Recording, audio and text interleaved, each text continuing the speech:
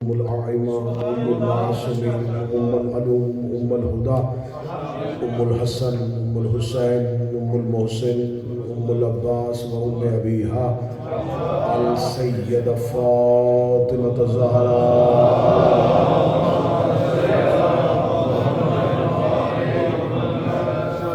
ولعن الله تعالى على أعدائهم أجمعين.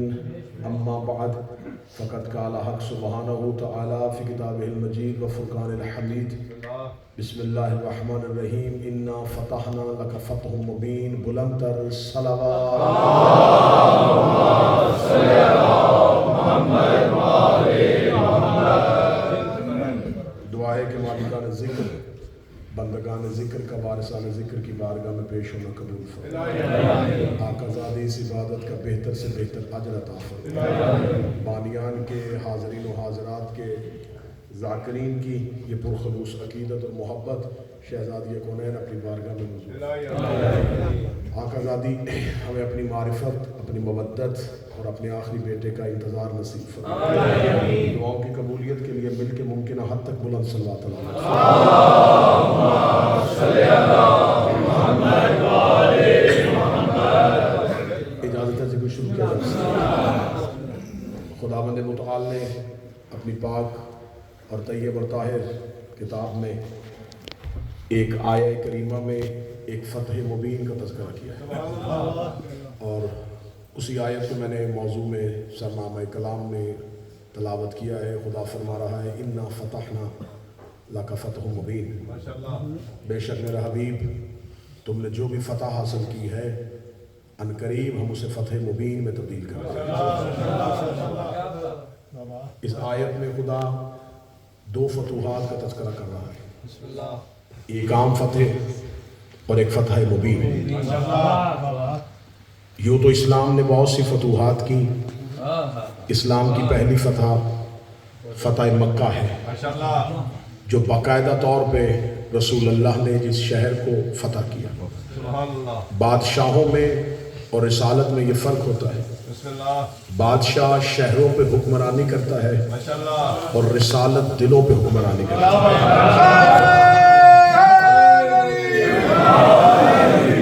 زور زبردستی سے کسی کی گردن کو جھکا لینا اور ہے، اور اپنی مرضی سے کوئی اپنے آپ کو جھکا دے گا اور ہے. رسالت باب نے جو لوگوں کے اوپر فتوحات کی وہ فتح رسول کی بدنوں پہ حکمرانی نہیں تھی، روحوں پر حکمرانی تھی.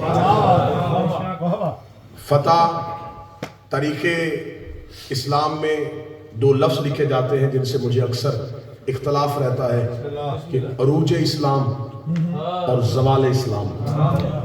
جنہوں نے اسلامیات پڑھی ہوگی وہ جانتے ہیں کہ یہ لفظ تاریخ میں دہرایا جاتا ہے اور بچوں کو پڑھایا جاتا ہے، عروج اسلام اور زوال اسلام.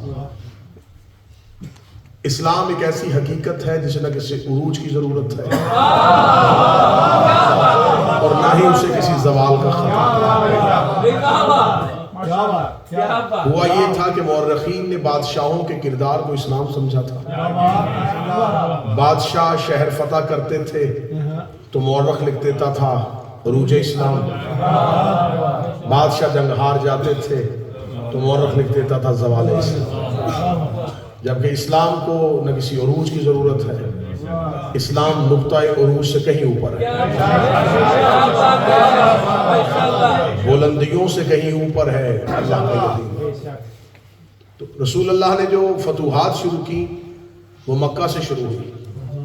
رسول اللہ مختلف جنگوں میں بھی فتح حاصل کرتے رہے، لیکن یہ فتح ہو رہی تھی لیکن اسلام باقی ادیان کے اوپر غالب نہیں آ رہا تھا. دنیا میں باقی دین بھی رسول اللہ کی زندگی میں بھی موجود تھے، حتیٰ کہ مدینہ جو رسول کی فلاحی ریاست تھی اس کے اندر بھی یہودی موجود تھے. لیکن رسول اللہ نے اسلام کا جو بنیادی منشور پڑھا تھا وہ یہ تھا کہ ہمارا اسلام تمہیں زور زبردستی نہیں منوائے گا، ہمارے دین میں کوئی جبر نہیں ہے. اگر تم اپنے دین پہ رہنا چاہتے ہو ہم تمہیں دلیل دیں گے، تم قائل ہو جاؤ تو ٹھیک، ورنہ لکم دینکم ولی دین، تمہیں تمہارا دین مبارک، ہمیں ہمارا دین مبارک۔ تو رسول اللہ اسلام کی فتوحات تو کر رہے تھے، لیکن اسلام کی کوئی بھی فتح ایسی نہیں تھی کہ وہ ایسی فتح ہو کہ اب اس کے سامنے کوئی کفر باقی نہیں رہا۔ مایوسی مسلمانوں میں تھی، رسول میں نہیں تھی۔ اگر ہمارا خدا اتنا طاقتور ہے تو وہ کافروں کو مار کیوں نہیں دیتا؟ آج میں مسلمانوں میں سے بہت سے مسلمانوں کا یہی خیال ہوتا ہے کہ اللہ جب ہمارا دین اتنا سچا ہے تو یہ کافر ہمارے اوپر غالب کیوں ہے؟ اللہ انہیں ہمارے سروں سے اٹھاتا کیوں نہیں؟ اللہ انہیں کمزور کیوں نہیں کرتا؟ اللہ انہیں طاقت کیوں دے رہا ہے؟ تو خدا کے ہاں ربوبیت کا یہ تقاضا ہے کہ وہ جسے خلق کر دیتا ہے وہ اس کا مالک بن جاتا ہے۔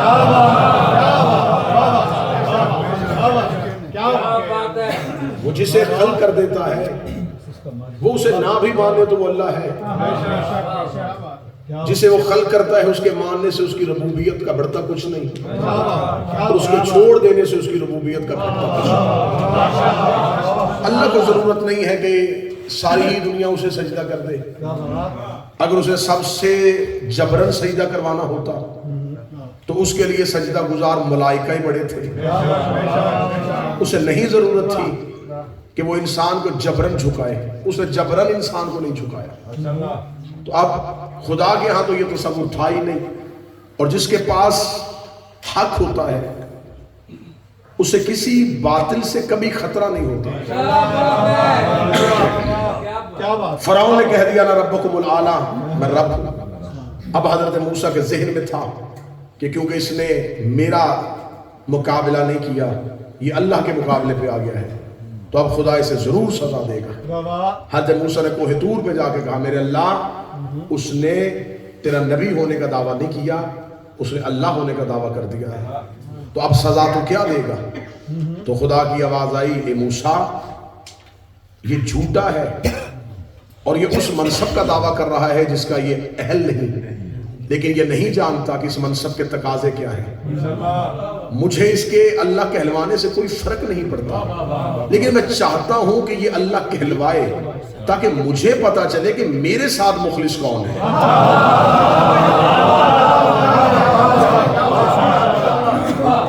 بعض دفعہ ایسا ہوتا ہے کہ جو حق پہ ہو وہ باطل کے سامنے اس لیے نہیں آتا کہ اسے پتا چل جائے کہ میرے کون سے۔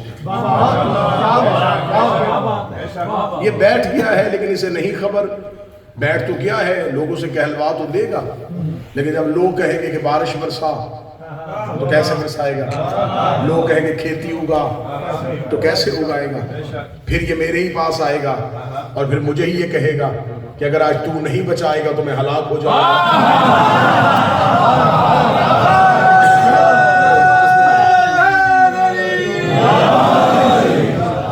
لہذا میں نے اس دین کو ایسے دیان پہ غالب نہیں کرنا، میں نے دین کو حقیقت بنا کے رکھنا ہے۔ اسلام کی فتوحات ہوتی رہی لیکن فتح مبین نہیں ہوئی۔ میں عام فتح میں اور فتح مبین میں ایک فرق سمجھا دیتا ہوں، ایک اصطلاح استعمال کر دیتا ہوں۔ جیسے عام کتاب میں اور کتاب مبین میں فرق ہوتا ہے،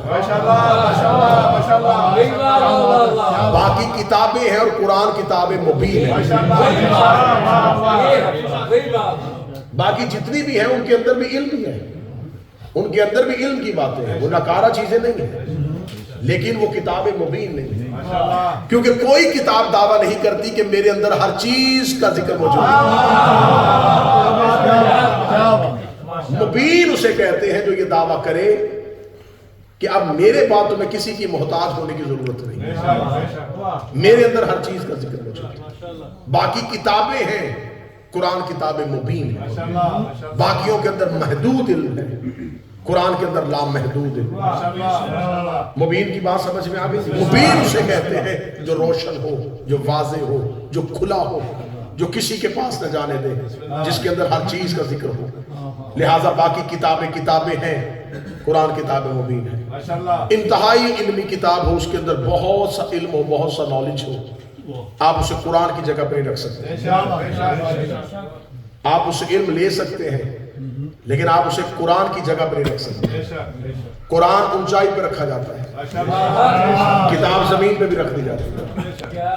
اب میرا سوال ہے کہ ایک چھوٹے سے بچے کو یہ عقل کہاں سے آئی؟ دکھنے میں وہ بھی کتاب ہے، یہ بھی کتاب ہے. اسے پتا ہے کہ اس کی جگہ کہاں ہے اور اس کی جگہ کہاں ہے. تو یہی فرق اگر سمجھ میں آ جائے تو فرقے ختم ہو جاتے ہیں. جب عام کتاب قرآن کی جگہ پہ نہیں آ سکتی تو امتی بھی اہل بیت کی جگہ پہ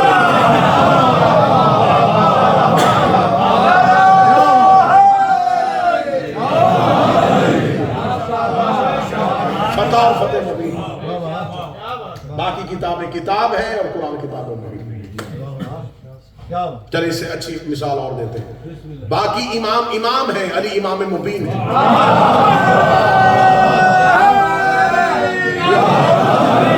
وہ شیء احسن ہو فی امام مبین. ہم نے ہر چیز کا علم امام مبین کا، کیونکہ باقی جو امام ہوگا کوئی فقہ کا امام ہوگا، کوئی حدیث کا امام ہوگا، کوئی تفسیر کا امام ہوگا، کوئی تاریخ کا امام ہوگا، کوئی جمعے کا امام ہوگا، کوئی نماز کا امام ہوگا. علی امام مبین ہے. علی وہ امام ہے جس کے اندر ہر چیز ہے. ٹھیک ہو گئے؟ کتاب مبین، امام مبین. دین باقی سارے دین ہیں. بعض لوگ یہ سمجھتے ہیں شاید اسلام ہی دین ہے. نہیں، کافروں کا بھی دین ہوتا ہے. اگر کافروں کا دین نہ ہوتا تو خدا نہ کہتا لکم دینکم ولی الدین، تمہیں تمہارا دین مبارک، ہمیں خدا نہ کہتا کہ ان الدین عند اللہ الاسلام، ادیان کی نسبت مجھے اسلام بہترین دین ہے. اس کا مطلب ادیان ہیں، دین ہیں، ان میں سے اسلام ایک دین ہے. باقی دین ہے، اسلام دین مبین ہے. باقی کتاب ہے، قرآن کتاب مبین. باقی امام ہے، علی امام مبین. اسلام کی باقی فتح ہے لیکن ایک فتح مبین ہے. ایک ایسی فتح جس کے بعد اب کسی شکست کا کوئی خطرہ نہ ہو. اسلام کو کوئی ایک ایسی فتح ملے جس کے بعد اب اسلام کو کسی شکست کا خطرہ نہ ہو. اب اسلام جیت گیا اور ہر دور کا کفر ہار گیا. یہ فتح مبین رسول کی زندگی میں نہیں. حتیٰ کہ امیر المومنین نے رسول کے بعد تلوار اٹھائی. ضعیفی میں بھی علی میدان جنگ میں آئے، سفید ریش کے ساتھ بھی لڑے ہیں، لیکن جمل اور صفین فتح ہوئی ہے، فتح مبین نہیں. اور قرآن کہتا ہے اِنَّ فَتَحْنَا لَكَ فَتْحٌ مُبِينٌ. ہم ان قریب بہت جلد ہم تیری فتح کو فتح مبین میں بدلیں گے. اور خدا کی قریب کو کون سمجھے؟ وہ قرآن میں کہہ رہا ہے کہ قیامت قریب ہے، اور جب سے قرآن آیا ہے تب سے کہہ رہا ہے کہ قریب ہے. اور آیت تطہیر میں کہہ رہا ہے کہ رجس اہل بیت سے دور ہے.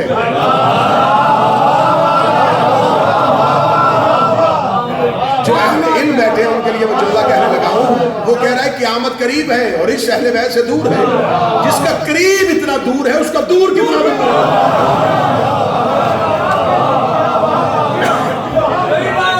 جس کا قریب اتنا دور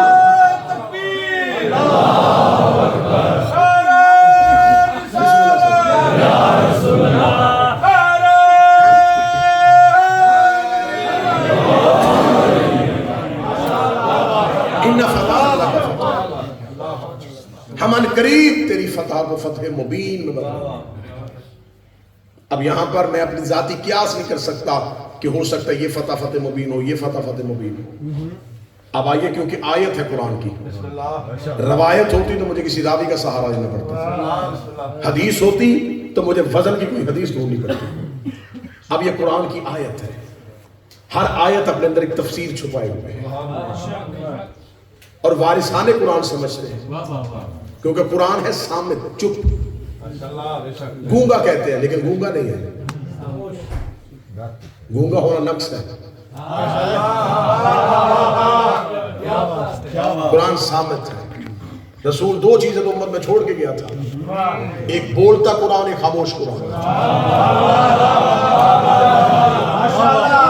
لوگوں نے خاموش قرآن سینے سے لگا دیا، بولتے کو چھوڑ دیا. انہیں خاموش بارے میں ہے، ٹوکتا جو نہیں، روکتا کہتا بھی نہیں, خاموش سینے سے لگا لیا, بولتا ہوا چھوڑ دیا. جملہ میرا نہیں ہے, میں خائن نہیں بنوں گا, جملہ حضرت سنجیدی صاحب کا ہے. بسم اللہ. وہ کہتے ہیں انہوں نے قرآن کو اس لیے سینوں سے لگا لیا, خاموش بتوں کو سجدہ کرنے والے تھے.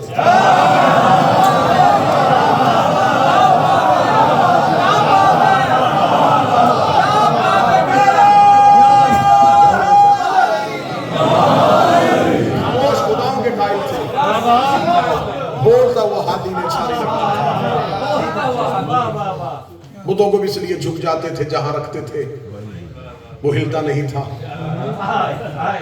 جہاں سے اٹھاتے تھے واپس چلتا نہیں تھا.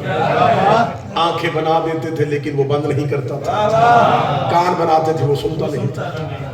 تو ان کے مذہب کی یہ عادت ہے, انہیں بولتا ہاتھی اچھا نہیں لگتا, خاموش ہاتھی اچھا لگتا. تو لہذا امت نے خاموش سینے سے لگا دیا. اب یہاں پر خاموش یہ کہہ رہا ہے کہ ہم فتح کو فتح مبین میں بدلیں گے. 8-10 منٹ لگ گئے مجھے اس کی تمہید سمجھانے میں, اب جملہ کہنے لگا ہوں. اب اتنی تمہید کے بعد جو نتیجہ ہے تو وصول کرنا چاہیے.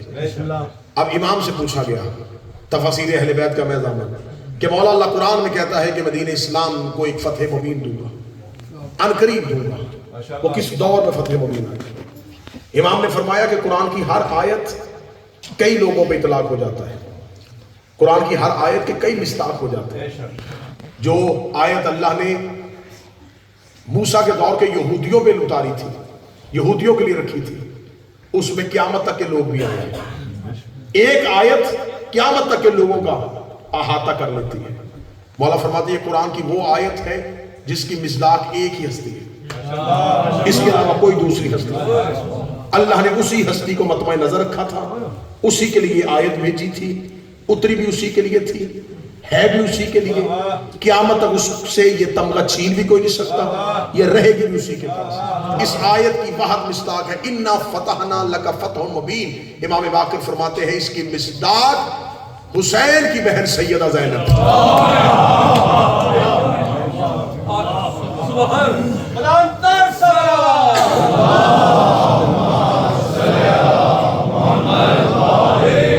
موضوع شروع ہو گیا سر, موضوع شروع ہو گیا, کیونکہ اس نے کربلا کی فتح کو فتح مبین میں بدلا.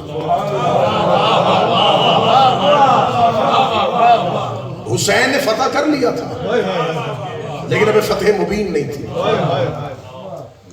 اس نے چند شہروں کا سفر کیا اور اس فتح کو فتح مبین میں بدل دیا. اب قیامت تک کے لیے اسلام کو کسی یزید کا کوئی خطرہ نہیں, اور زیادہ دیر بھی نہیں لگی. میں فضائل پڑھ رہا ہوں چند خطبات کے ساتھ ہمیشہ ہمیشہ کے لیے یزیدیت کو سرنگوں کر دوں. میں تقریر کروں گا, مجھ جیسے ہزاروں کی تقریریں کسی ایک عالم دین کی تقریر سے بڑھ کے نہیں ہو سکتی. کروڑوں عالم دین ہوں, ان کی تقریریں کسی محدث سے اوپر نہیں ہو سکتی. کروڑوں محدثین ہوں, ان کی تقریریں کسی تابعی سے تقریر کے برابر نہیں ہو سکتی. کروڑوں تابعین کی تقریریں ہوں, ایک صحابی امام کی تقریر کے برابر نہیں ہو سکتی. کروڑوں صحابیوں کی تقریریں ہوں, ایک امام کی تقریر کے برابر نہیں ہو سکتی. یہاں تک تم نے واہ واہ کہا ہے, اگلی صدر کہنے لگا 12 اماموں کی تقریریں ہوں, ایک زینب کی تقریر کے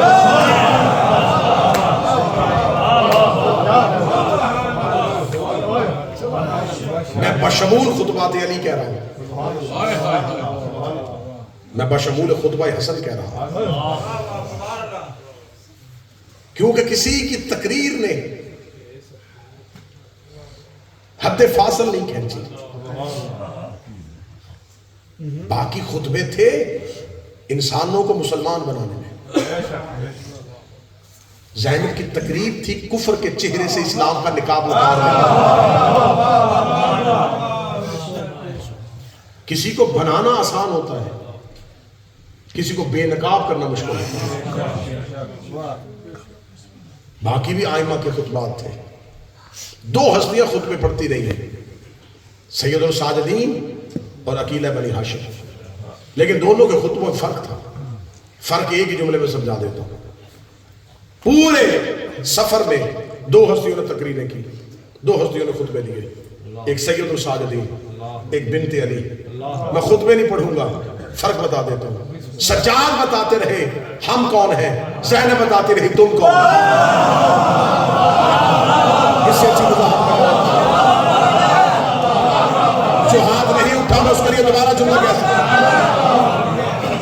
پورے سفر میں سجاد بتاتے رہے ہم اہل بیت کون، زینب بتاتے ہیں تم بنی امیہ کون۔ اگلی سطر اور اونچی کرنے لگا ہو، سجاد تولا پڑھتے رہے، زینب تبرہ پڑھتے رہے۔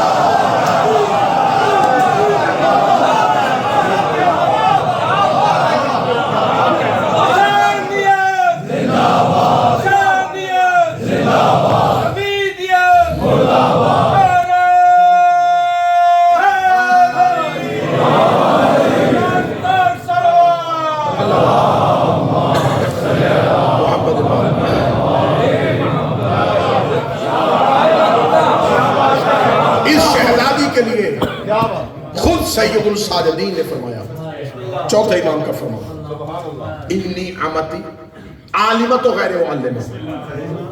مولا سید الساجدین کہتے ہیں یہ میری پھپھی عالمہ غیر معلمہ ہے۔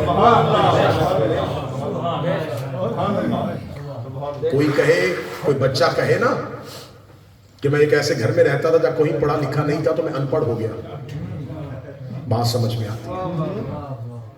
جس گھر میں سارے ہی پڑھے لکھے، کوئی کہے میں نے کسی سے نہیں پڑھا،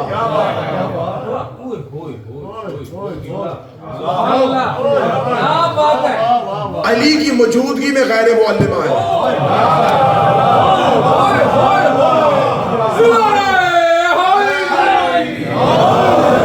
بیوی کے اسی لقب پہ رک جاؤں تو اسی لقب پہ پوری مجلس ہو۔ 5 سال رہی ہے رسول کی گود میں، 5 سال نبی کے صحبت میں بی بی نے زندگی گزاری، رسول کے پاس رہ کے غیر معلمہ، علی کی صحبت میں رہ کے،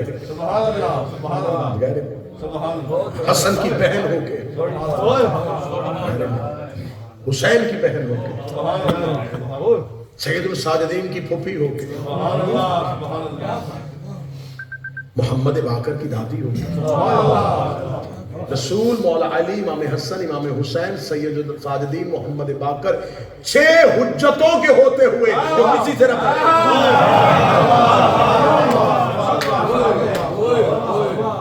یا تو سید الساجدین کا یہ جملہ کتابوں سے نکالو، یا بی بی کی زیارت پڑھتے ہوئے لفظ نہ پڑھا کرو، یا سیدتی انت عالم غیر معلمہ، یہ میری شہزادی تو عالمہ غیر معلمہ، تو وہ عالمہ ہے جس کا کوئی معلم نہیں، جس نے کسی سے نہیں پڑھا۔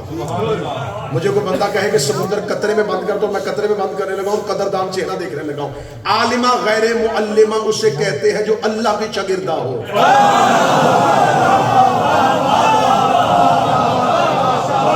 کیا کہو گے غیر معلمہ کو، کیا کہو؟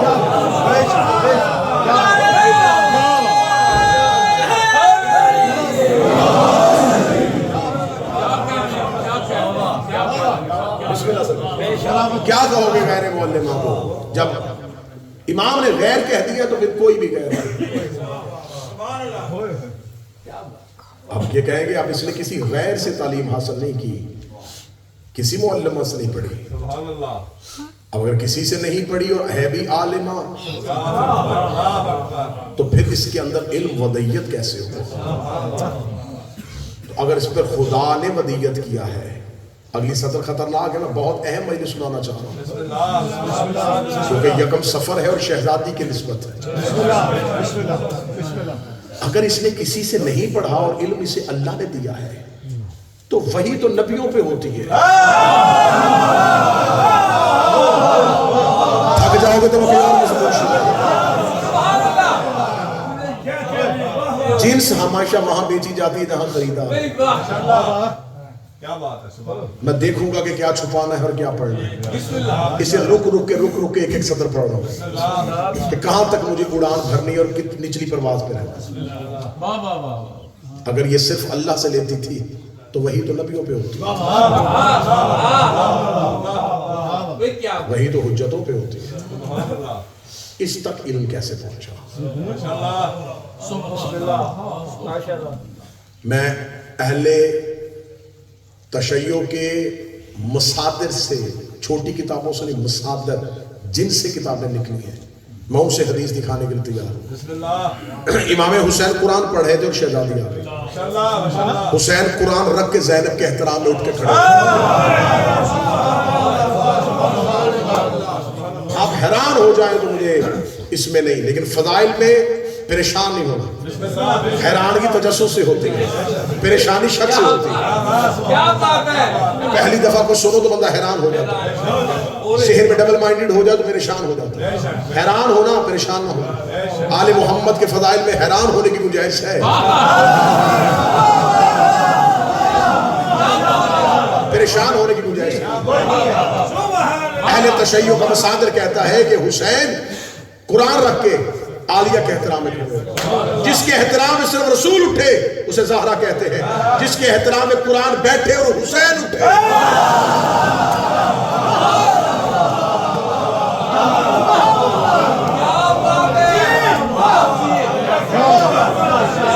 قرآن کو رکھ کے حسین اٹھے. اسے کہتے ہیں عالیہ. اب سید الساجدین ابن شہزادی کا جو کردار ہے، میں بار بار پڑھ رہا ہوں، مدت ہو گئی ہے، بہت عرصہ ہو گیا ہے کہ وہی کچھ پڑھا جاتا ہے جو پڑھا جا چکا ہے. میں چبایا ہوا تو پڑھ نہیں رہا.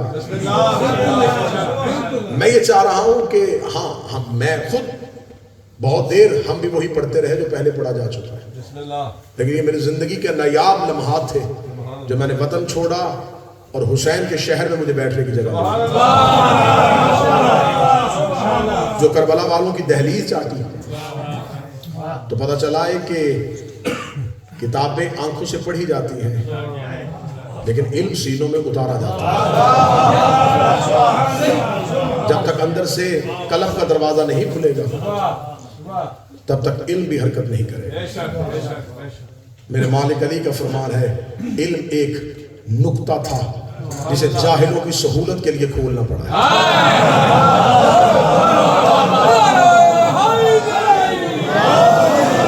علم ایک نقطہ تھا، علم ایک نقطہ تھا جسے جاہلوں کے لیے پھیلانا پڑا، ورنہ کوئی جاننے والا ہوتا تو یہ نقطہ ہی رہتا.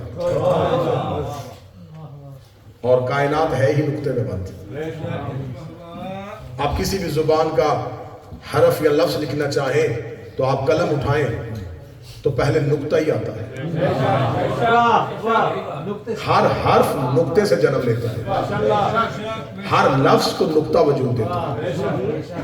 نقطہ نیچے سے اوپر چلا جائے تو الف ہو جاتا ہے، نقطہ لیٹ جائے تو با ہو جاتا ہے. معراج پہ نیچے سے اوپر گیا تھا تو پردے میں بول رہا تھا، ہجرت کے بستر پہ لیٹ گیا تھا تو کافر محمد صلی اللہ علیہ وسلم. اس لیے مولا نے فرمایا انا نقطۃ تحت الباء. صرف نقطہ نہیں کہا، یہ فرمایا میں وہ نقطہ ہوں جو با کے نیچے ہے. نقطہ صرف با کے پاس تو نہیں ہے، تے کے پاس بھی ہے، پے کے پاس بھی ہے، جیم کے پاس بھی ہے. علی نے نہیں کہا کہ میں تے کا نقطہ ہوں، انا نقطۃ تحت الباء، میں وہ نقطہ ہوں جو با کے تحت ہے. الف عدد اللہ کا ہے، با ذات پیغمبر کی ہے.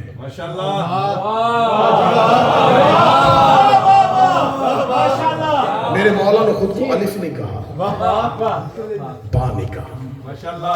فرمایا با سے اتنا چھوٹا ہوں جتنا نقطہ چھوٹا ہے. جب علی نے اپنا عجز دکھایا، جب انکساری دکھائی تو اتنی دکھائی کہ اپنے آپ کو اتنا مختصر کر لیا کہ فرمایا اتنا چھوٹا ہوں جتنا با سے نقطہ چھوٹا ہے. جب علی نے اپنی اہمیت بتائی تو پھر اتنی بتائی. فرمایا کہ نقطہ ہٹا دیا جائے تو با پڑھی نہیں جاتا.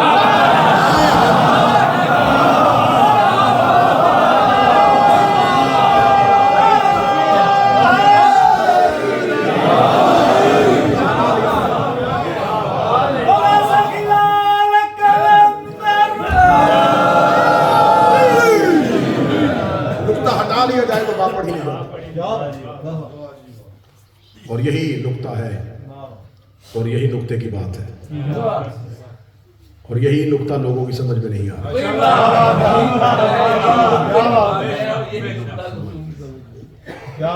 اب کیا ہے اس شہزادی کا؟ کیا یہ ایک بہن تھی جو بھائی کے ساتھ تھی؟ اگر رشتہ داری کی بنیاد پہ کربلا کے لشکر کا تعین ہو رہا ہوتا تو حسین بہت سے ایسے ہاشمی مرد تھے جن کو چھوڑ رہے تھے. تو اس کا مطلب یہ کربلا میں ایک خاندان نہیں جا رہا جو اسے اپنے خانوادہ کے لوگ چاہیے. آپ کربلا کو اس نظر سے دیکھیے گا کہ کربلا کے لشکر کا تعین رشتہ داری کی بنیاد پہ نہیں ہو رہا کیونکہ یہ اللہ کا لشکر ہے.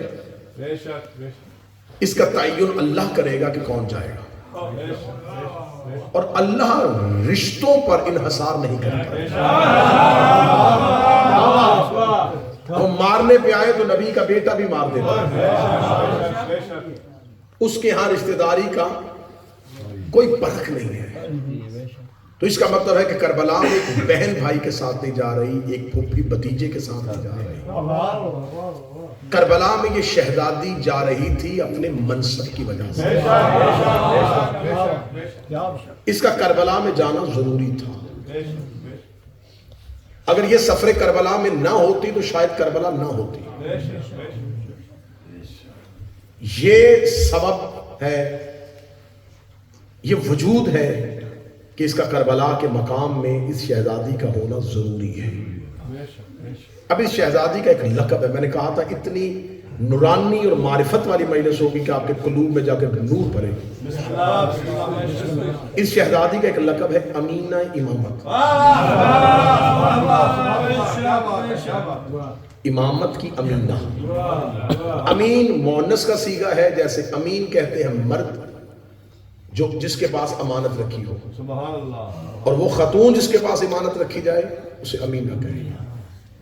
اس کے پاس کون سی امانت ہے؟ امامت والی. رکھوائی کس نے ہے؟ اللہ نے. اللہ نے اس شہزادی کے پاس ایک امامت جیسی امانت رکھوائی ہے. جس کے پاس کافر امانتیں رکھوائیں اسے مصطفیٰ کہتے ہیں. جس کے پاس اللہ اپنی امامت جیسی امانت رکھوائے اسے عالیہ کہتے ہیں. اب یہ امانت کیا تھی؟ اس کی ایک بحث یہ ہوئی. یہ امانت یہ تھی کہ اس کے پاس چوتھے اور پانچویں امام جو تھے بعد از کربلا, اس نے ان کا تحفظ کرنا تھا, تو اس لیے اس کو امینہ کہا گیا. امانت تب تک امانت ہوتی ہے جب تک چھپی ہو.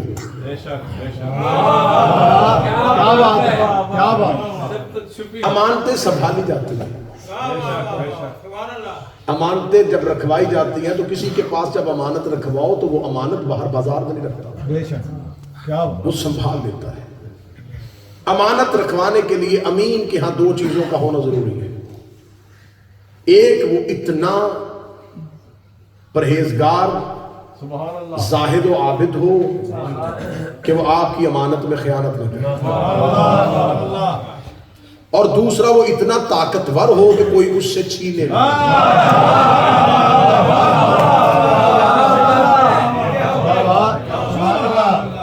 دو وجوہات ہونی چاہیے. پہلا, کبھی بھی وہ خود خائن نہ بنے, وہ اتنا پرہیزگار و متقی ہو کہ وہ آپ کی امانت کو آپ ہی کی امانت سمجھے اور کبھی بھی اس میں خیانت نہ کرے. دوسرا, وہ اتنا طاقتور ہو کہ اس امانت کو اس سے کوئی چھین نہ سکے. یہ دو شرطیں ہم دیکھتے ہیں کہ یہ متقی ہے, میری امانت رکھ لے گا. دوسرا, یہ اتنا طاقتور ہے. اب میری نظر کا زاویہ, میری نظر کی اہلیت اور ہے, اللہ کی نظر کی اہلیت اور ہے.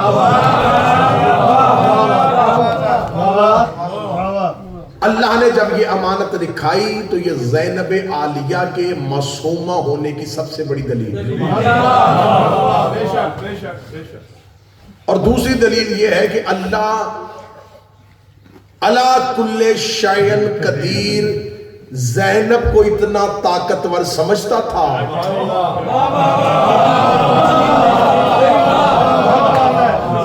میرے لفظ پہ غور نہیں کیا، میں کہہ رہا ہوں علی کل شیء قدیر، وہ اسے اتنا قادر سمجھتا تھا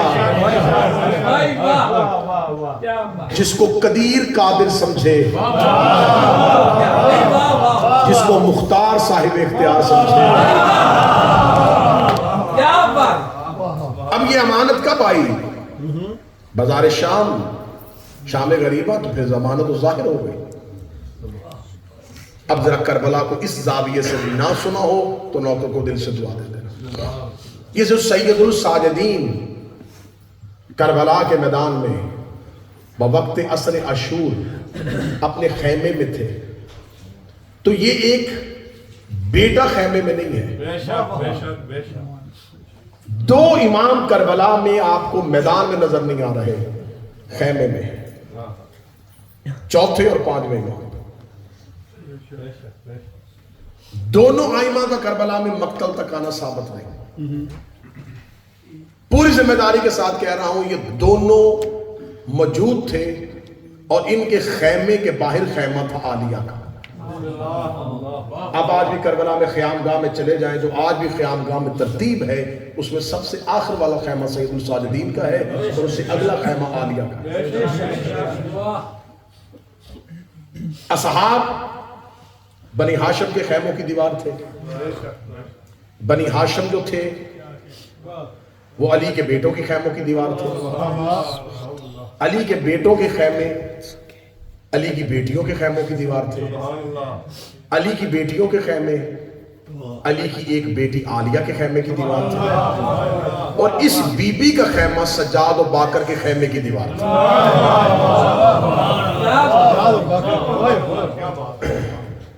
اب یہ دو امام جس غلاف میں محفوظ تھے وہ غلاف زینب تھا۔ سنیے گا، اب یہ شہزادی جب شام غریبہ خیام کو آگ لگائی جاتی ہے، میں فضائل پڑھ رہا ہوں تو یہ لوٹنے کے لیے نہیں ہے، کیونکہ جن کو لوٹنا ہو انہیں جلایا نہیں جاتا،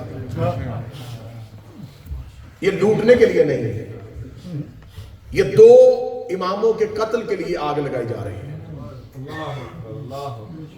یہاں ہمیں مقتل میں ایک جملہ ملتا ہے کہ شہزادی نے سید الساجدین کی آنکھیں بند تھیں اور وہ حالت غش میں تھے۔ ایک لفظ میری قوم میں مشہور ہو گیا ہے، میں بار بار ممبروں سے اس کی وضاحت توضیح کر رہا ہوں، توجیہ پیش کر رہا ہوں، بیمار کربلا۔ یہ لفظ اگر اس کی وضاحت میں جائیں گے تو بہت سی اصطلاحیں ہیں، لیکن عمومی طور پہ جو عوام میں اس کا تاثر پایا جاتا ہے یہ کمزوری کے لیے استعمال ہوتا ہے۔ ایک ایسا شخص جو توانا نہ ہو، جو صحت مند نہ ہو، جو صحیح چل پھر کھا پی نہ سکتا ہو، اسے بیمار کہتے ہیں۔ اگر آپ اس لفظ کو واضح عرب میں کریں گے تو عرب سمجھتے ہیں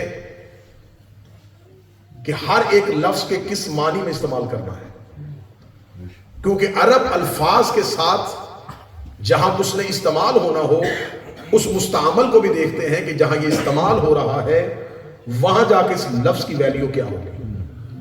جیسے کہ اللہ کے ناموں میں بھی ایک نام مومن ہے، اور زمین پر علی کے شیعہ بھی مومن ہے۔ اب یہ نہیں کہا جا سکتا کہ جیسے ہم ہیں ویسا اللہ ہے، یا جیسا اللہ ہے ویسا ہم ہیں، تو پھر مومن لفظ جب اللہ کی طرف جائے گا تو نسبت اور ہو جائے گی، ہماری طرف آئے گا نسبت اور ہو جائے گی۔ لہٰذا ہر ایک لفظ اپنا مستعمل دیکھتا ہے کہ جہاں استعمال ہو رہا ہو وہاں مجھے کیا ہو۔ لیکن ہمارے ہاں کیونکہ یہ اصطلاح پڑھائی نہیں جاتی، مجلسوں میں بتائی نہیں جاتی، جب ہم بچوں کو بار بار بیماری کربلا کہیں گے تو میری قوم کے یہ بچے سمجھیں گے کہ ہمارا ایک ایسا امام تھا جو بیمار تھے، جو طاقتور نہیں تھے، جو توانا نہیں تھے، جو صحت مند نہیں تھے۔ جب ان کے ذہن میں امامت کا یہ تصور ابھر آئے گا تو ایک دوسرا غیر شیعہ بچہ ان کو بہت جلدی اپنی طرف اٹریکٹ کر لے گا کہ جو امام اپنے بدن پہ اختیار نہیں رکھتا وہ کائنات پہ اختیار کیسے ہے. لہذا اگر ان کا سارا اختیار ہے، تم کہتے ہو کہ ہمارے گھر میں کوئی بیمار ہوتا ہے تو ہمیں شفا دے دیتے ہیں، تو جب وہ خود بیمار ہوئے تو انہوں نے شفا کیوں نہ لی؟ تو پھر ہمارے بچوں کے پاس جواب نہ ہوئے گا. لہٰذا اب ان کو اصطلاح استعمال کرنی ہے. یہ لفظ بیمار جو ہے یہ بدن کی بیماری نہیں ہے، یہ جسم کی بیماری نہیں ہے. جیسا کہ حدیث قصہ میں ہمارے گھروں میں پڑھا جاتا ہے کہ رسول اللہ آئے اور آ کے کہا ایتینی بالکسائی یمانی، زہرا مجھے اپنی چادر اڑا دے. تو بی بی نے کہا کیوں؟ فرمایا انی عجدی بدنی ضعفن، میں ضعف محسوس کر رہا ہوں. تو اب اس کی تفسیر کی کہ رسول معاذ اللہ بدن کپ کپا رہا تھا اور سردی لگ رہی تھی اور تھر تھر کانپ رہے تھے اور سردی کے لیے چادر منگوائی. اب یہ بالکل حدیث قصہ کا کانسیپٹ ہی ختم ہو گیا کہ وہ رسول جس کے بدن پہ ابا اور کبا جیسی چادر موجود تھی اور وہ ایک یمنی چادر منگوا رہے ہیں، زہرا سے کہہ رہے ہیں کہ مجھے ایک چادر دے. رسول نے یہ نہیں کہا مجھے لحاف دے دے، مجھے کمبل دے دے. زہرا مجھے ایتینی بالکسا، اپنی چادر دے دے.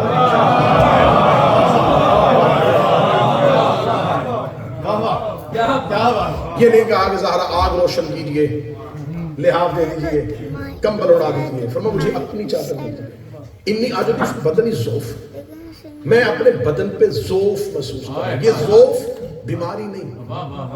فرمایا آج رسالت کمزوری محسوس کر رہی ہے. رسالت کمزوری محسوس کیوں کر رہی ہے؟ اس لیے کہ جب رسول زہرا کے دروازے پہ آئے، نجران کے عیسائی مباہلے کے لیے مسجد میں بیٹھے ہوئے تھے اور خدا نے کہہ دیا تھا فَقُلْ تَعَالُوا نَدْعُوا أَبْنَاءَنَا وَأَبْنَاءَكُمْ وَنِسَاءَنَا وَنِسَاءَكُمْ وَأَنفُسَنَا وَأَنفُسَكُمْ، لے اپنے بیٹوں کو، لے اپنی نساء کو. تو اب رسول نے کہا کہ میں کہاں سے نساء لے کے ہوں، کہاں سے بیٹے لے کے ہوں؟ اس نے زہرا سے کہا رسالت کمزور ہو رہی ہے، مجھے وہ رشتے دے. تو بی بی نے جب چادر دی تو وہی آئے جو مباہلہ میں گواہ بن کے گئے. ٹھیک ہو گیا؟ تو اب یہاں لفظ بیمار کی اصطلاح استعمال نہیں کی جا سکتی. اب یہاں پر بدن کی کمزوری نہیں ہے تو پھر کیا تھے؟ سید الساجدین کے لیے کتابیں کہتی ہیں کہ چند لمحے ہمارے آقا و مولا کی آنکھیں بند ہوئی، بظاہر ان کے سامنے سے زمین کو اوجھل کر دیا گیا. اس لیے اوجھل کیا گیا کہ اگر زمین ان کے سامنے موجود ہوتی اور ان کی آنکھیں کھلی ہوتی تو امام حسین کی صدا استغاثہ پر لبیک واجب تھا. کیونکہ جب امام حسین نے صدا استغاثہ بلند کی تھی تو یہاں پر تخصیص نہیں تھی کہ یہ آ سکتے اور یہ نہیں آ سکتے، سب کے لیے تھی، ساری مخلوقات کے لیے تھی.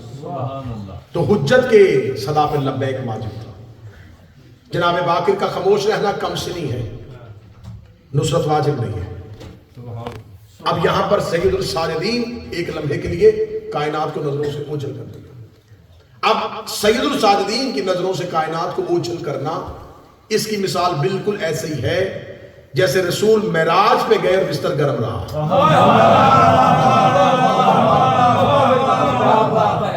وضو کا پانی چل رہا تھا اور رسول معراج سے ہو کے تمام ضروری امور نپٹانے کے بعد واپس پہنچے تو یہ کائنات وہیں متحرک تھی. اس کا مطلب ہے کہ رسالت یا امامت کا بدن جب اس کائنات سے نکلتا ہے یا جاتا ہے تو یہ نظام کائنات کو وہیں پہ سکون دے دیتے ہیں. اب سید الساجدین کی آنکھیں بند ہیں. کب؟ جب امام حسین خیام سے گئے، آنکھیں بند. اب امام وقت چلے گئے، امینہ امامت پڑھ رہا، دھاڑ کے نہیں پڑھ رہا، ہاتھ پہ ہاتھ مار کے نہیں پڑھ رہا، شور کر کے نہیں پڑھ رہا، دھیمے لہجے میں اونچی باتیں کر رہا ہوں، کیونکہ علیوں کے گھر کی باتیں ہی ایسی ہوتی ہیں کہ اونچا بولنے کی ضرورت ہی نہیں ہے. ان کے گھر کی باتیں اتنی اونچی ہوتی ہیں کہ لہجے سے اونچا کرنے کی ضرورت نہیں. اب امام حسین کربلا میں شہید ہو گئے. جب امام حسین شہید ہوئے اس لمحے سے لے کے خیام تک آگ پہنچنے تک، اب یہاں پر مقتل بولی کہ جب خیام میں آگ آ گئی اور آگ خیموں کو لگتی لگتی لگتی تمام دیواروں کو گراتی ہوئی جب سید الساجدین کے خیمے کی طرف آئی تو اس وقت شہزادی نے جا کے مولا سجاد کا کاندھا ہلایا اور ہلا کے کہا کہ اب بتائیں خیام میں جلنا ہے یا باہر نکلنا ہے؟ رکیے گا، یہ سوال آپ نے سنا ہوا ہے نا پہلے. اب یہ پوچھ کون رہا ہے جس کے بارے میں خود مولا کہہ رہے عالمہ غیر معلمہ؟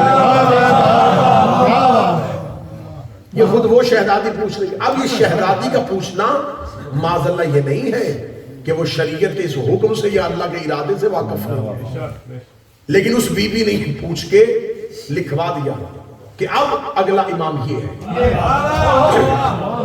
جسے میں پوچھ رہی ہوں، یہ جسے میں پوچھ رہی ہوں. اب سوال وہیں کا وہیں کھڑا ہے اور وہ سوال کا جواب میں آپ کو دینے لگا. مولا امام حسین کی شہادت سے لے کے سید الساجدین کے کاندھا ہلانے تک حسین شہید ہو چکے ہیں اور سجاد کی آنکھیں بند ہیں. عالیہ کے کاندھا ہلانے تک زمین پر اللہ کی حجت پاؤ. جو ہاتھ اٹھ سکے وہ ضرور اٹھائیے. اور خدا کہہ رہا ہے کہ زمین کو ایک لمحہ کے لیے بھی حجت سے خالی چھوڑ دو تو یہ زمین و آسمان برباد ہو. حسین اور سجاد کے درمیان اس مختصر لمحات میں جس نے اختیار امامت ادھر سے اس امام تک پہنچائے اور ایک سوال میں اس کی امامت کا اعلان کیا، اسے زینب کہتے ہیں، اس لیے اس کا ایک لقب ہے امینہ امامت، کیونکہ اس کے خیمے میں وہ امانت موجود تھی. اور پھر یہ بی بی صرف زبان سے نہیں، کیونکہ جب حجت کا اعلان کیا جائے، جب لوگ امام سے واقف نہ ہو اور اگلی حجت کا اعلان کیا جائے تو اس کے لیے جو موجودہ حجت ہوتی ہے اس کے لیے دو چیزیں ضروری ہیں. وہ زبان سے اعلان کرے گی اور ہاتھ سے دکھائے گی. رسول اللہ نے کہا نہ نبی بعدی، میرے بعد کوئی نبی نہیں. امت پریشان ہو گئی کہ کون ہوگا پھر. اب رسول پہ واجب تھا کیونکہ امت کو نہیں پتا کہ اگلا امام کون. رسول زبان سے کہا، ہاتھ سے دکھایا. زینب نے خیمے میں سوال کیا اور پشت پہ اٹھایا.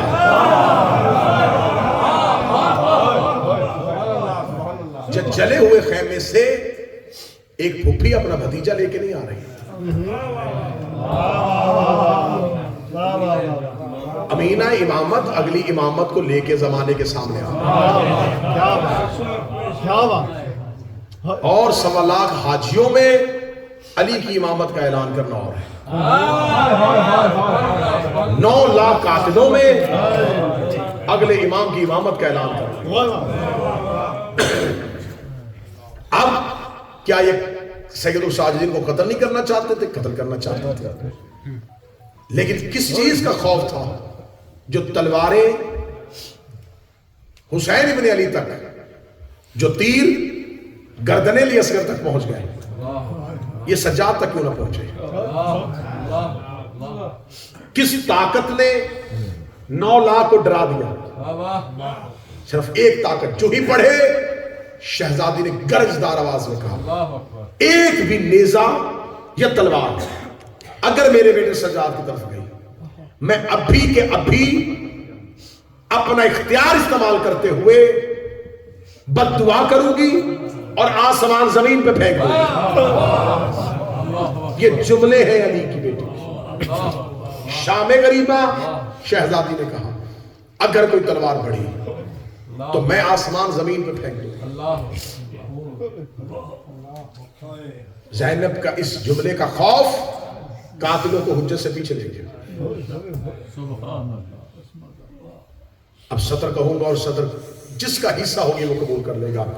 جو 9 لاکھ کو تلوار سے ڈرائے اسے عباس کہتے ہیں، جو صرف زبان سے ڈرائے اسے زینب کہتے ہیں. جو کام عباس کی تلوار کر رہی تھی وہ علی کی بیٹی کا لہجہ کر رہا تھا.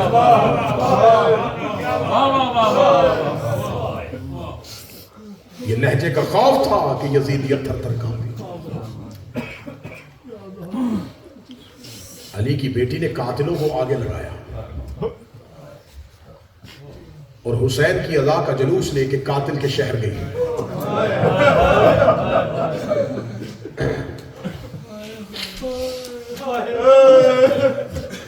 مصائب اتنے پڑے کہ وہی امت مصائب ہوئی۔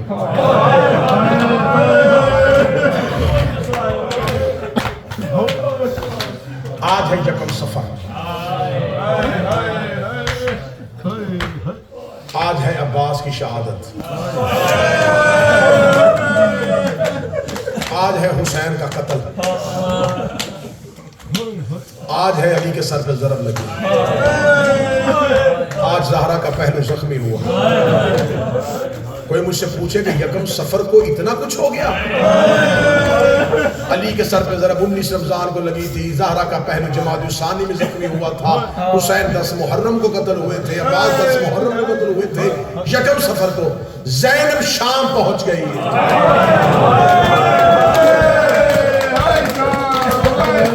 زینب شام پہنچی، زہرا کا ہاتھ پہلو پہ آ گیا۔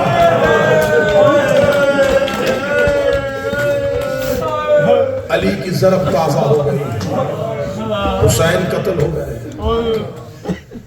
وہ آئی شام میں، آج یکم صفر۔ قرآن کی آیتیں بغیر غلاف کے میں جتنا چھپا سکوں گا اتنا چھپاؤں گا، کیونکہ میں نے صدر کو پڑھنے کے لیے بہت سوچا کہ اس صدر کو کیسے پڑھوں، اس صدر کو کیسے بیان کروں۔ عمران بھائی میں صدر بیان کرنے لگا ہوں۔ یکم صفر، قرآن کی آیتیں بغیر غلاف کے ناپاک کاریوں کے سامنے چلی، اس سے اچھا جملہ نہیں پڑھا جا سکتا۔ حسین کی ماں تیری چیخیں قبول کرے، علی کی بیٹیاں تیری ہائے قبول کرے۔ بڑی عقیدت سے تم نے صدر سنی، یقین کرو میرے دل کو تسلی ہوئی کہ جیسے میں ادب سے پڑھنا چاہتا ہوں تم نے اسی ادب سے سن لی۔ اب میں کوشش کروں گا کہ سہارا ادب کہہ لیا جائے۔ تم نے قدر کی جملے کی، حسین کی ماں تیری نسلوں میں عزاداری رکھی۔ میں نے پڑھ دیا کہ قرآن کی آیتیں بغیر غلاف کے ناپاک کاریوں کے سامنے چلی گئی۔ اب مجھ سے سوال کرو کیسے گئی تھی؟ وہ جملہ بھی سن لو، جو رسی یاسین کے گلے میں تھی وہی کوثر کے گلے میں تھی۔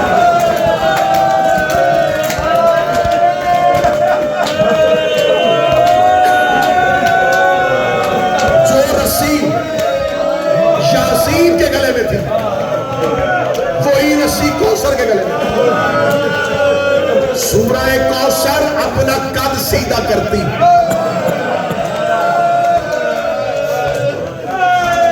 رو کے کہتی اماں میرے تلوے زمین سے اٹھ رہے ہیں۔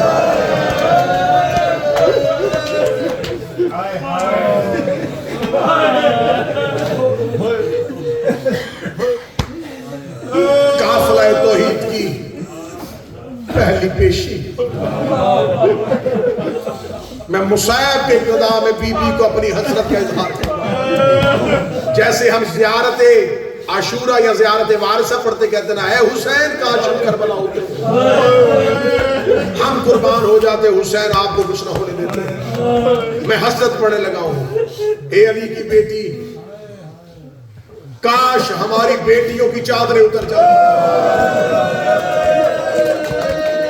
مصطفیٰ کی بیٹی تیرا بال بھی کوئی نہ دیکھتا، تو بازار میں نہ آتی ہے زہرا کی بیٹی۔ مقدمین ذاکرین قبروں میں چلے گئے، کہاں پڑھتے تھے وہ کھول کے؟ ظفر بھائی وہ ہمیشہ یہ پڑھ دیا کرتے تھے، وہاں آ گئی جہاں آنے کے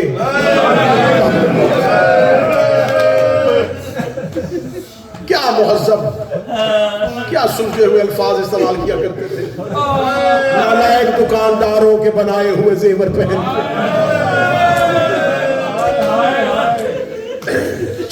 قبروں میں تہذیب اور ادب سے آل محمد کا ذکر کرنے والے. آ گئی علی کی بیٹیاں, کھڑی ہو گئی آ کے دربار میں. 300 بندہ کرسیوں میں بیٹھا تھا, 1000 تماشائی کھڑا تھا. ایک دیوار کے ساتھ سروں والے نیزے تھے, ایک دیوار کے ساتھ چند مستورات تھیں جن کے چہرے بالوں سے چھپے ہوئے تھے.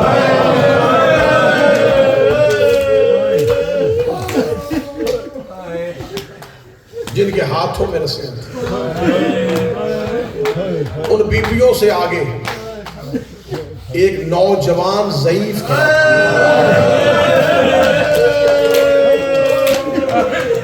جس کا عین شباب میں سر کا بال سفید تھا, کمر جھکی ہوئی تھی. اب اگر منظر آنکھوں میں آ گیا, کہکوں کی آوازیں شادیانے بج رہے تھے, نکارے بج رہے تھے. جو کرسیوں میں تھے ان کے ہاتھوں میں شراب کے جام.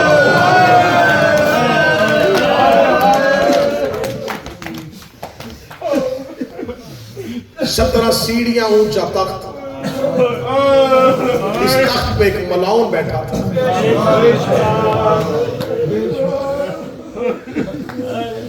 اس نے کھڑے ہو کے یوں دربار پہ ایک نگاہ دوڑائی. نگاہ دوڑا کے اس نے پہلا لفظ کہا سرے حسین سے. آنکھوں سے حسین کے آنسو جاری ہوئے.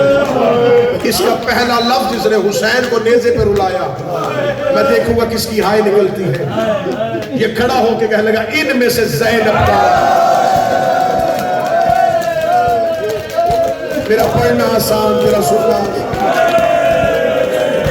کون ہے وہ علی کی بیٹی جو سارے رستے خود میں دیتی ہے؟ کسی نے کہا وہ جو سفید سر والی ضعیفہ ہے نا, اس کے پیچھے کھڑی. اس کمینے کی نگاہ سب سے آخر میں گئی. یہ دیکھنے لگا وہ بچی کون ہے.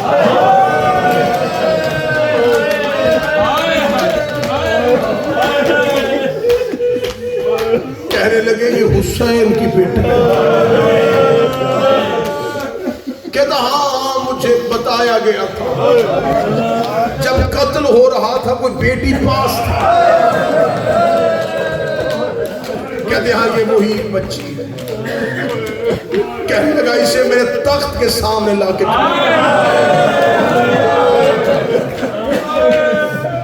جس کے گھر میں چھوٹی بیٹی ہے وہ چیر کے مساکر تخت کے سامنے کھڑا. یہ خود آج بھی جو شام گئے ہیں اس ملاؤن کے تخت کی نشانی آج بھی. وہ اونچا جامع مسجد امی کا تخت زمین پہ آ کے کھڑی ہوئی حسین کی. اس کمین نے تخت کی اونچائی سے کہا من انتے, کون ہے تو؟ ماں اس موقع تیرا نام کیا ہے؟ شہزادی نے بولی. اس نے پھر پوچھا تیرا نام کیا ہے؟ بی بی نے بولی. اس نے ساتھ والی سپاہی سے دیکھا. یہ 2 سیڑھیاں اترے کہتے قیدان ہمارا حاکم پوچھا تیرا نام کیا ہے؟ شہزادی کی آنکھیں کھلی تھی, شہزادی کی آواز نہ آئی. اتنا کہنا تھا. اس نے کہا میں 3 بار پوچھا یہ بچی بول کیوں نہیں رہی. اس نے اسے اشارہ کیا, اشارے غریبہ جس کے تماچوں سے سہنے رہے تھے. ادھر سے شمر ملاؤن چلا, ادھر سے سکینہ کی نظریں سجاد میں گئی. سجاد نے کریوں سے سر اٹھایا, اٹھا کے قریب نہ جانا میری چھوٹی بطول ہے. یہ ملاؤن دیکھنا ہمارا حاکم بول رہا ہے تیری بہن جواب کیوں نہیں دے رہی. اب جس کے سینے میں گوشت ہے وہ جملہ سننا. سجاد رو کے کہتے ہیں ملاؤن یہ جواب دے رہی ہے. اس کے گلے کی رسی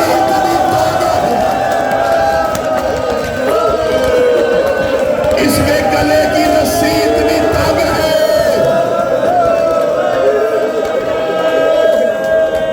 یہ بول رہی ہے, آواز نہیں آ رہی.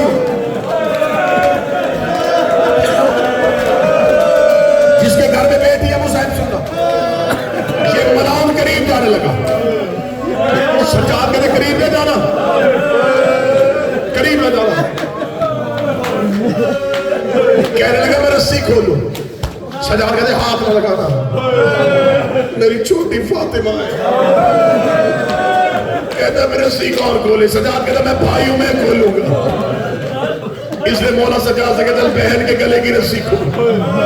سجاد نے بندے ہوئے ہاتھوں سے بہن کے گلے کی رسی کھولنے کی کوشش کی، رسی نہ کھلی. ملعون کہکا مار گیا تیرے اپنے ہاتھ بندے ہیں، تو رسی کیسے کھولے گا؟ ادھر ہاتھ کر میں تیرے ہتھکڑیاں کھولوں. اس نے سجاد کی ہتھکڑیاں کھولی. 11 محرم کے بعد سجاد نے کھلے ہوئے ہاتھ دیکھے. سکینہ کا چہرہ ہاتھوں میں کہاں کہاں شکریہ ادا کروں. اپنی رسیاں بعد میں کھلوائی، میری کڑیاں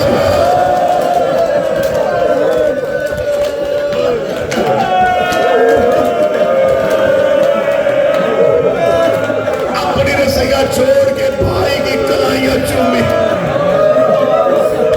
چوم کے کہتی آج کتنے دن ہو گئے تیرے ہاتھ بندے ہوئے تھے. مولا سجاد نے گلے کی رسی کھولی. مولا کہتے سکینہ یہ جو پوچھے بتا. اگلی سطر میں مر جاتا تھا جملہ نہ پڑتا.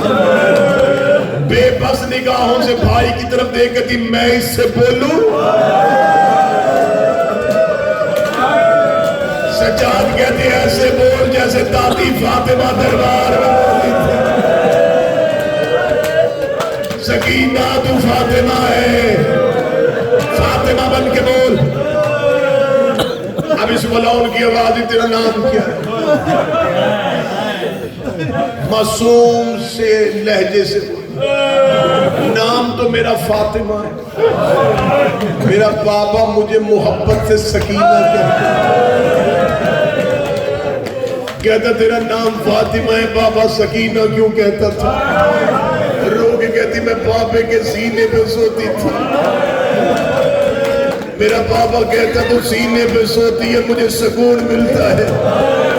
یہ ملعون دیکھتا بابا مارا گیا اب کہاں سوتی ہے؟ رو کہتی اب کہاں سوتی ہو؟ جب سے بابا مارا گیا میں نہیں سوئی، جب سے بابا مارا گیا مجھے نیند نہیں آئی. میں کبھی ریت کا تکیہ بناتی ہوں، کبھی اینٹوں کے سرہانے بناتی ہوں. جب سے بابا مارا گیا میں سوئی نہیں. یہ دیکھا اچھا بڑا ظلم کیا انہوں نے، تجھے سونے نہیں دیا. نہیں ہوئی. کہتا مدینے کی پہچان ہے، کہتی بڑی پہچان ہے. جب ہم مدینے ہوتے تھے میرا بابا صبح صبح مسجد میں جاتے، مدینے کے تازہ خرمے لے کے آتے، مجھے اٹھا کے اپنے ہاتھوں سے کھلاتے. یہ دیکھ رہا اچھا تجھے خرموں کی پہچان ہے، تم مدینے کے کھجورے پہچان لیتی ہے؟ کہتی پہچان لیتی ہوں. کہتا یہ میرے تخت پہ ایک تشت ہے جس کے اوپر رومال ہے، اس کے نیچے مدینے کی کھجورے. آدرا بتا یہ مدینے کی کھجورے ہیں. سکینہ نے سجاد کو دیکھا، آواز آئی سکینہ امتحان کا وقت ہے. سکینہ چھوٹے چھوٹے قدم چلاتی تخت کے قریب آئی. بی بی نے کانپتے ہاتھوں سے تج سے رومال ہٹایا، نیچے کھجورے نہیں بابے کا کٹاوا پہلے 4 قدم پیچھے ہٹی پھر آگے آئی. اپنے ہاتھوں پہ بابے کا ساتھ لیا، سر لے کے دیا آنکھیں کھول میں تجھے تماچوں کے نشان دکھاؤ. آنکھیں کھول میں تجھے کانوں کا لہو دکھاؤ.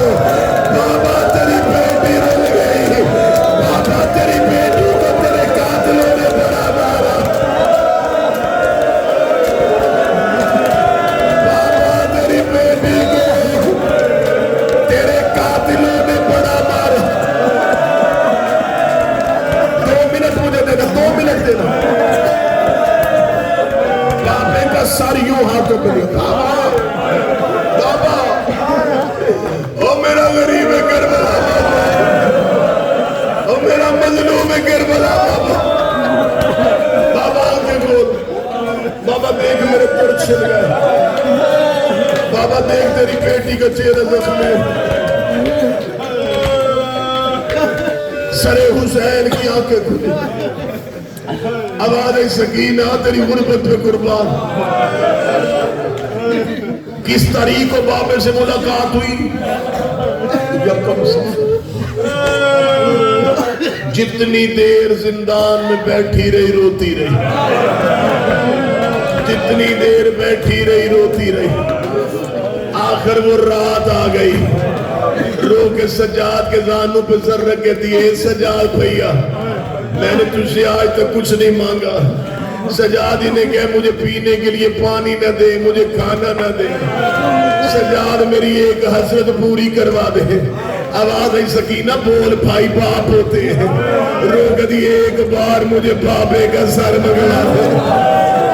ایک بار مجھے بابے کا سر منگوا دے. میں نے بابے سے کچھ باتیں کرنی ہے. مولا سجاد زندان کے دروازے پہ آئے. اے ملعون تیری کوئی بیٹی نہیں ہے.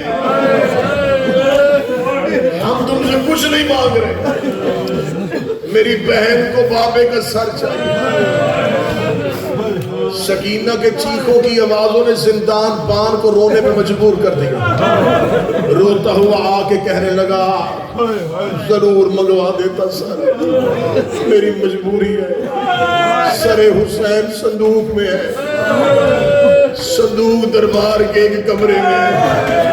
کمرے میں تالا ہے اور جس کے پاس چابی ہے وہ گھر چلا گیا ہے. مولا سجاد وہاں ہے جہاں ریت پہ لیٹی تھی. سر اٹھا کے زانوں پہ رکھے گا. سکینہ وہ بابے کا سر ملا کے دے رہے. تڑپ کے اٹھی روگی کہتی میں فاطمہ کی بیٹی ہوں. میں حسین کی بیٹی ہوں. مجھے کسی سپاہی کی ضرورت نہیں. تو وقت کا امام ہے. مجھے اجازت دے میں بابے کا سر منگواؤں. فرمایا سکینہ اجازت ہے. زندان کی سلاخوں پہ آ کے حسین کی بیٹی نے سر رکھا. ایک مرتبہ دائیں بائیں دیکھا. رو کے کہتی ہے بابا تجھے یتیمہ بلا رہی ہے. بابا تجھے کربلا کی معصومہ بلا رہی ہے. صندوق کا تالا ٹوٹا. سر حسین چھت کو پھاڑتا ہوا زندان کے اوپر آیا. زندان کے اوپر سر حسین کا آنا تھا. رو کے کہتی پھپھی آنکھیں کھول دے کہ بابا ملنے کے لیے آیا. اماں آنکھیں کھول دے کہ بابا ملنے کے لیے آیا ہے. علی کی بیٹیاں جیسے نوازی تشاہد میں بیٹھتے ہیں. کسی کی آواز ہے بسم اللہ پہن کی گود حاضر ہے. کسی کی آواز ہے بسم اللہ پہن کے ہاتھ حاضر ہے. اگلا جملہ پڑھو جس نے گھر تک رونا ہے. سکینہ اٹھ کے کھڑی نہیں ہوئی. سکینہ تشاہد میں نہیں بیٹھی. حسین کی بیٹی ریت پہ لیٹی. آج تک میں اپنا سر